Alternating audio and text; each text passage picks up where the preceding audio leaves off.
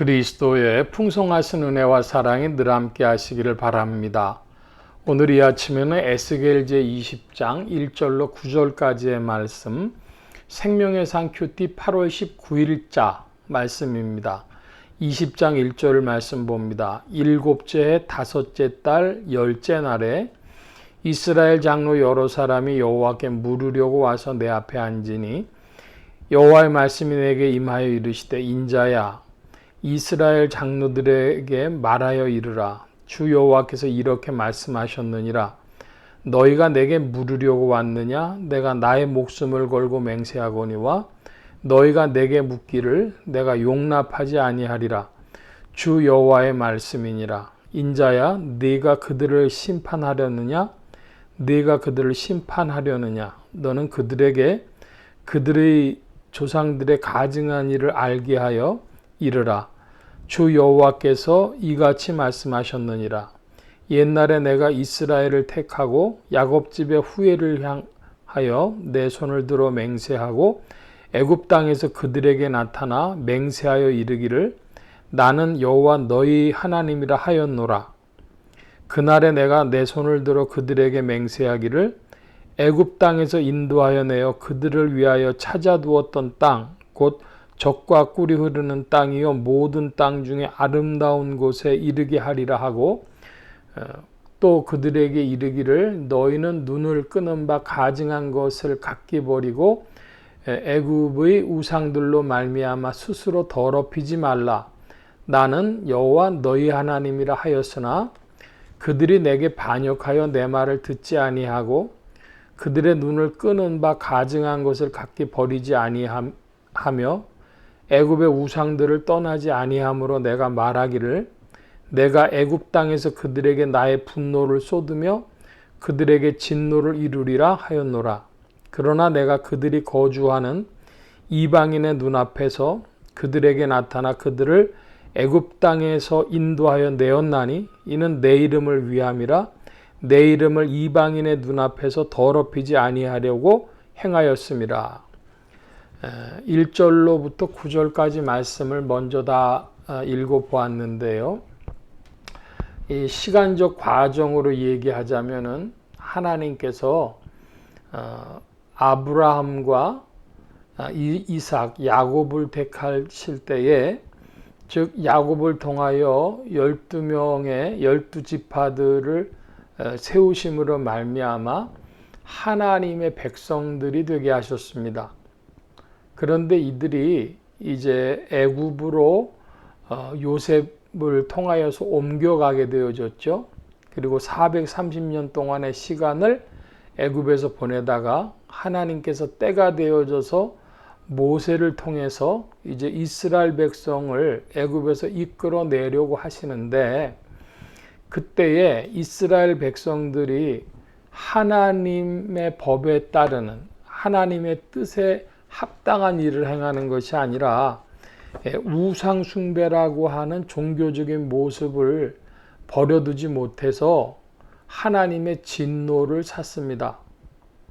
그렇지만은 하나님께서 9절에 보면 내 이름을 위함이라 내 이름을 이방인의 눈앞에서 더럽히지 아니하려고 행하였음이라 이럽니다. 즉 하나님의 이름 때문에 이스라엘 민족들을 보존하신 것입니다. 그리고 시간이 한참 흐릅니다. 시간이 흘러서 이스라엘과 북이스라엘과 남유대가 그 하나님 앞에 합하지 못한 하나님의 뜻에 합하지 못한 일들을 계속함으로 말미암아 결국 북이스라엘이 먼저 멸망을 당하고 남유다도 이제 멸망을 당해서 1차로 포로로 잡혀간 사람들이 있었고 그 후로 시간이 흐른 후에 예루살렘이 완전하게 이제 함락되며 남유다도 완전하게 멸망을 당하는 것이죠. 자, 그 와중입니다. 1차 포로와 그 예루살렘 완전 함락 사이에 먼저 잡혀갔던 장로들이, 이스라엘의 지도자 대표급들이 에스겔을 찾아옵니다. 하나님의 뜻을 물으려고 하는데 하나님께서는 너희들에게 묻는 것조차 용납하지 않겠다, 이런 말씀을 하십니다. 그리고 에스겔에게 네가 그들을 심판하려느냐 하는 질문을 하십니다. 이것은 네가 유대 백성들을, 이스라엘의 그 장로들을 심판했으면 좋겠다, 심판의 말을 전해줬으면 좋겠다, 이런 말씀을 하시는 것이죠. 이스라엘 장로들의 입장에서는 혹대로 왔다가 혹을 붙이는 격이 되겠지만, 하나님 입장에서는, 하나님 편에서는 뻔뻔하기 짝이 없는 이스라엘에 대해서 그 분노가 더 배가 되신 상황이 되겠습니다. 이스라엘 백성들은 우리가 언제 포로 생활에서 풀려나서 돌아가겠습니까?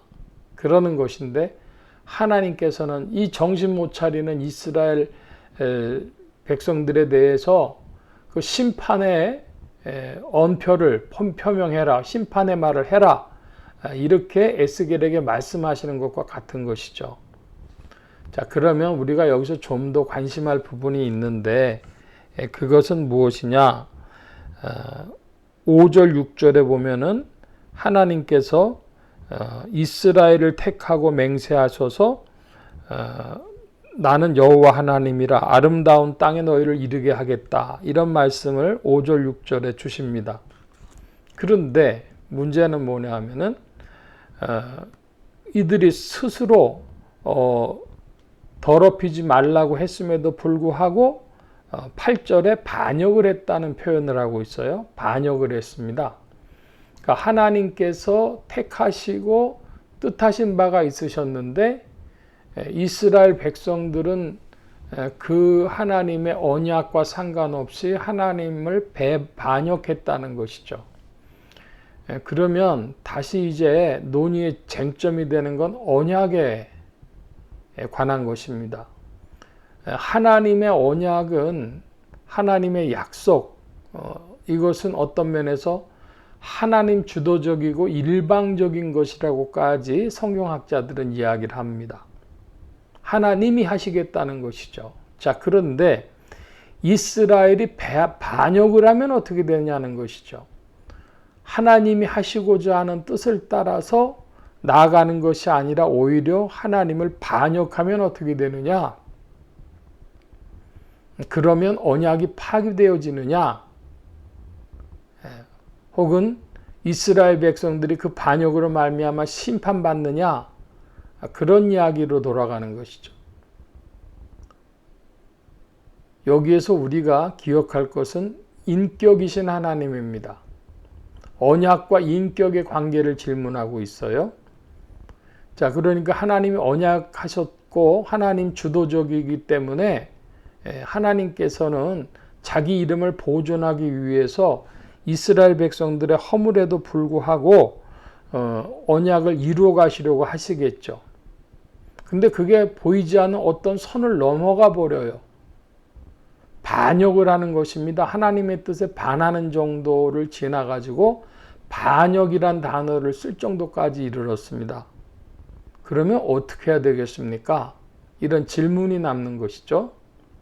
바로 이것이 신약의 신앙하고도 같습니다. 예수 그리스도로 말미암아 우리가 이제 새로운 언약을 받았습니다. 그래서 그리스도를 믿음으로 구원받는 이 역사를 이루는데, 그 인생들이 우리에게 베풀어 주신, 우리를 새롭게 하신, 새로운 피조물로 만드신 하나님의 뜻을 따라, 하나님의 사랑과 그리스도의 구속의 은혜를 따라 살아가지를 않고 그냥 옛사람처럼, 세상 사람처럼 그대로 살아가려고 하는 것입니다. 그러면 하나님의 구원의 약속은 어떻게 되는 것일까요? 성령님께서 이제 일하실 때에 그들을, 하나님의 택하신 자들을 징계하시고 매로 쳐서라도, 회초리로 쳐서라도 정신들게 하셔서 바른 길을 가게 하시는 것이죠.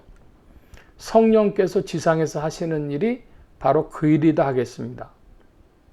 그런데 하나님께로부터 말미암아 그렇게 매를 맞고 또 징계를 받고도 정신을 차리지 않는다면 그 사람은 흔히 장로교의 신앙으로는 불택자라고 합니다. 불택자. 택하지 않은 자기 때문에 하나님의 징계에도 불구하고 돌아서지 않았다는 것입니다. 오늘날 우리 신앙의 현상이 그와 같죠. 우리 교회에서 요즘에 요한계시록을 보고 있는데요. 새 예루살렘에 속한 자들은 다 똑같은 인간으로 허물이 많지만은 죽게 돌아옵니다. 그런데 음녀 바벨론에 속한 자들은 하나님의 뜻에 끝까지 굴복하지 않습니다. 이것이 구원받지 못한 자의 모습이죠. 그러므로 오늘 우리는 그거에 증표가 있는데 내가 성경 말씀으로 기준 삼아서 나아가고 있는지 스스로 살펴볼 일이고 성경의 말씀이 나에게 찔림이 되는가?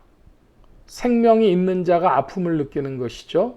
살아있는 세포들은 통증도 느낍니다.